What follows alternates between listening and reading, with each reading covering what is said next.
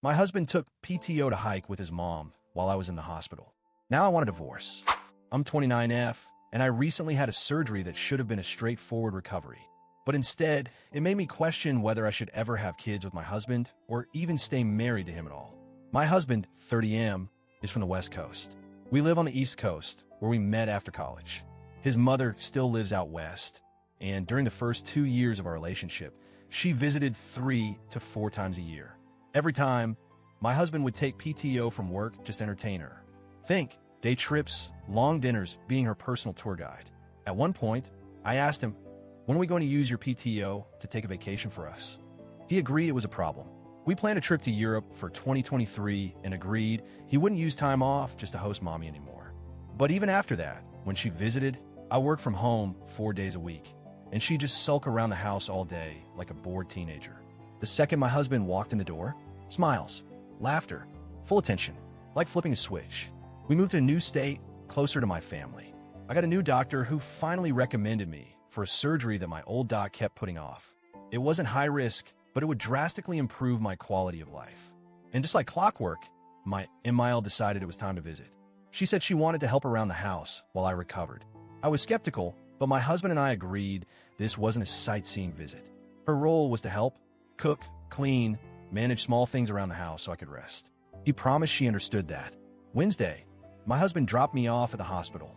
Plan was 1 night in recovery, discharge Thursday. Thursday, doctors said my labs weren't great. Wanted to keep me for an extra night. I called my husband, told him the update, and expected he'd visit. He didn't.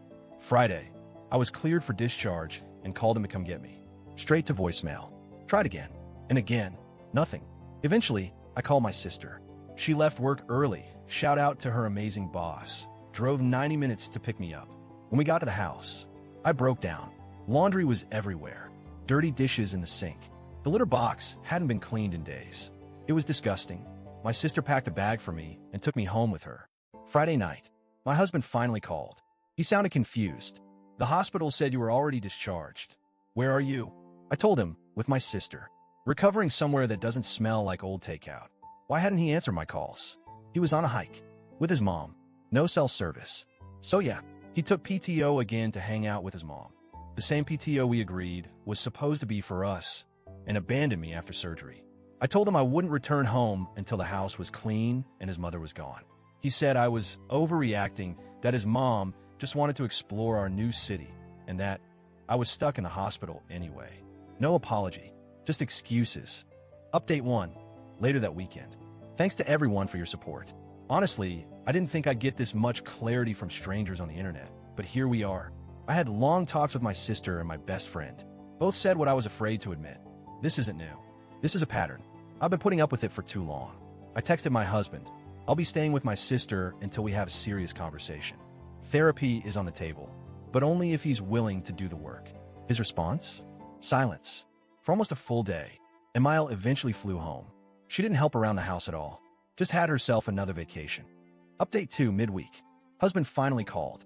And oh boy, still so defensive. I didn't know the surgery was that serious. I thought you'd want space. I didn't think you'd be this upset. I asked him, do you think what you did was acceptable while your wife was in a hospital bed? He went quiet. I told him until I see real change, I'm not moving back in. I've also started therapy. And I called a lawyer, not to threaten him, but to educate myself. I need to know my options. Update 3, 1 week later. The lawyer was incredibly helpful. I'm not filing yet, but I'm not flying blind anymore. Husband finally agreed to try couples counseling. We booked a session. I'm not holding my breath, but I'll go, if only to get closure. Truth is, I already feel myself pulling away emotionally. And I realized something huge.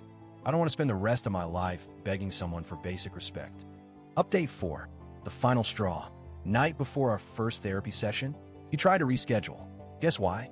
His mom won a long FaceTime call. Yep, again with the mom. I told him, I'll be at that session, with or without you. He said he'd try to make it. At this point, I'm already done.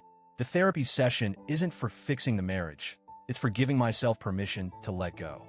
Final update, 2 weeks later. We did the therapy session. He showed up late, barely participated. The therapist asked him, what did your wife need from you during surgery? He couldn't answer, and that was it for me. I told him I'm separating. I found a temporary place to stay. We're sorting out logistics now. He cried. He begged. I didn't think you'd actually leave. But that's the thing. You never thought I'd actually leave because I always stay before. I'm heartbroken. I'm tired. But mostly, I'm relieved. Because for the first time in a long time, I'm not begging anyone to choose me.